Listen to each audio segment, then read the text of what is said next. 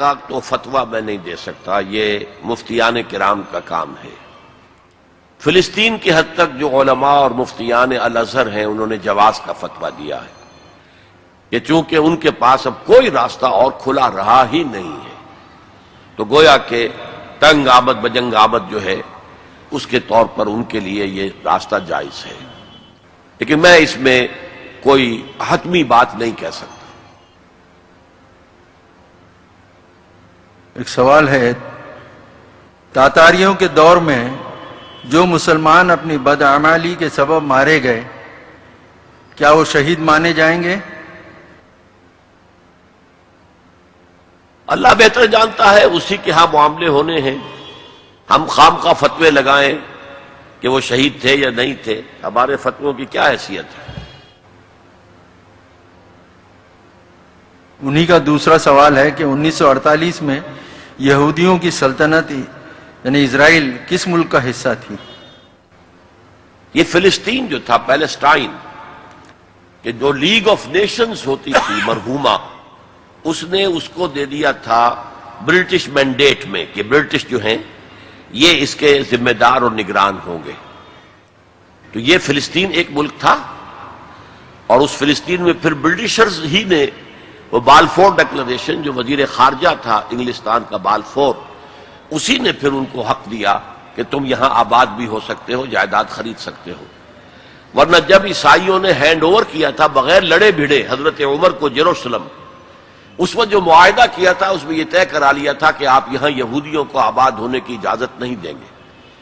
اس وقت تک عیسائیوں اور یہودیوں میں بہت دشمنی تھی۔ دیکھیے یہی وجہ ہے قرآن مجید میں بظاہر ایک تضاد ہے۔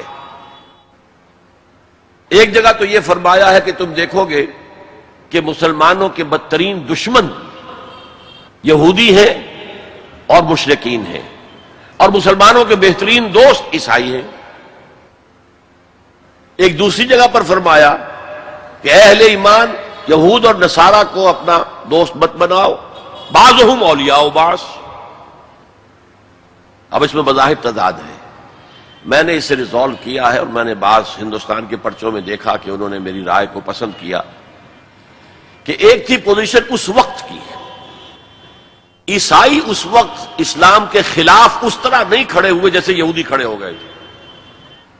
ہرقل اسلام لانے کو تیار تھا، اسی طرح جیسے کانسٹنٹائن جو ہے 200 برس پہلے وہ ایمان لے آیا تھا کرسچینٹی پر اور پوری جو ہے امپائر کرسچن ہو گئی، ایسے ہی ہیرکلیس یہ چاہتا تھا کہ میں مسلمان ہو جاؤں اور پوری مملکت بھی مسلمان ہو جائے تاکہ میری سلطنت قائم رہے، لیکن وہ نہیں ہو سکا تو وہ رہ گیا۔ اسی طرح حضور نے جو خط بھیجے اس میں جو مقوقس تھا پیٹریارک آف الیگزینڈریا، اس نے بڑا اکرام کیا حضور کے سفیر کا، تحفے بھیجے۔ حضرت ماریہ قبطیہ انہی کی بھیجی ہوئی تھی جن کے بطن سے حضرت ابراہیم کی ولادت ہوئی ہے، گھوڑا بھیجا حضور کے لیے، تحفہ دیا۔ اور سب سے بڑی بات یہ نجاشی نے پناہ دی، عیسائی تھے پھر مسلمان ہو گئے لیکن پناہ دی ہے۔ حضرت جعفر طیار نے جب وہاں پر سورہ مریم کی آیات پڑھ کر سنائی اس کے دربار میں، تو وہ جو ہے اس نے کہا کہ حضرت مسیح کی اصل حقیقت یہی ہے جو ان آیات میں بیان ہوئی ہے، اس سے ایک دن کا برابر بھی زیادہ نہیں ہے مسیح۔ تو عیسائی جو ہے وہ اقرب تھے، اقربہم مودۃ من الذین آمنوا والذین قالوا انا نصارى، مسلمانوں کے ساتھ محبت میں مودت میں قریب ترین وہ ہیں جو اپنے آپ کو نصارہ کہتے ہیں، لیکن یہ اس وقت کی صورت تھی۔ اب جو ہے یہودیوں نے کیپچر کر لیا ہے کرسچینٹی کو، وہ ایک لمبی داستان ہے، پھر اس کے یہاں امکان نہیں ہے کہ میں پوری سٹوری بیان کروں، ہاؤ دے اچیو دس گول۔ تو اب در حقیقت وہ مل کر ایک امت بن چکے ہیں۔ البتہ ان میں جو اختلافات ہیں، عیسائی، کیتھولک عیسائی اور پروٹیسٹنٹ عیسائی، پروٹیسٹنٹ عیسائی یہ یہودیوں کی سلطنت کی سپورٹ کر رہے ہیں، اور وہ میں آپ کو 4-5 نکاتی ایجنڈا بتا چکا ہوں، لیکن ان کا یہ کہنا ہے، یہ میں نہیں جانتا لیکن ان کا کہنا ہے پروٹیسٹنٹس کا، کہ یہ جو یورپین یونین قائم ہو رہی ہے یہ شیطان پوپ، وہ شیطان کہتے ہیں پوپ کو، یہ شیطان پوپ جو ہے ریوائیو کر رہا ہے اولڈ ہولی رومن امپائر کو، اور اس کے بعد یہ لاسٹ کروسیڈ کی تیاری ہوگی اور فلسطین کو فتح کیا جائے گا اور وہاں پر ایک کیتھولک حکومت قائم کی جائے گی۔ یہ گویا کہ ان کے کہنے کے مطابق کیتھولک، چونکہ جو یورپ کے جو سینٹرل ممالک ہیں وہ سب کے سب کیتھولک اکثریت پر مشتمل ہیں۔ یہ تو یورپ سے باہر بیٹھا ہوا ہے انگلستان جو ہے، جو کہ پروٹیسٹنٹ ہے، تو یورپ کا حصہ ہے بھی نہیں بھی ہے، وہ علیحدہ بھی ہے جزیرے کے طور پر۔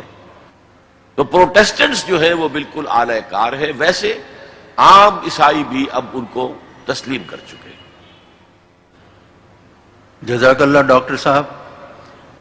سب سے پہلے میں اللہ بارک تعالیٰ کا شکر ادا کرتا ہوں جس کے فضل و کرم سے ہمیں یہ موقع فراہم ہوا کہ ہم سب یہاں جمع ہوتے اور ڈاکٹر صاحب کی صحبت میں ایک زبردست تقریر سنتے۔ ساتھ ہی خواتین و حضرات، میں آپ تمام کا مشکور ہوں کہ آپ کی دلچسپی اور کثیر تعداد جو دن بدن بڑھتی جا رہی ہے، اللہ کرے کہ اس دینی دلچسپی کا زیادہ سے زیادہ اضافہ آپ لوگوں میں ہوتا رہے۔ اسی کے ساتھ آج کی اس نشست کا ختم ہونے کا اعلان کیا جاتا ہے۔ سبحانک و بحمدک لا الہ الا انت نستغفرک و نتوب الیک۔ جزاک اللہ۔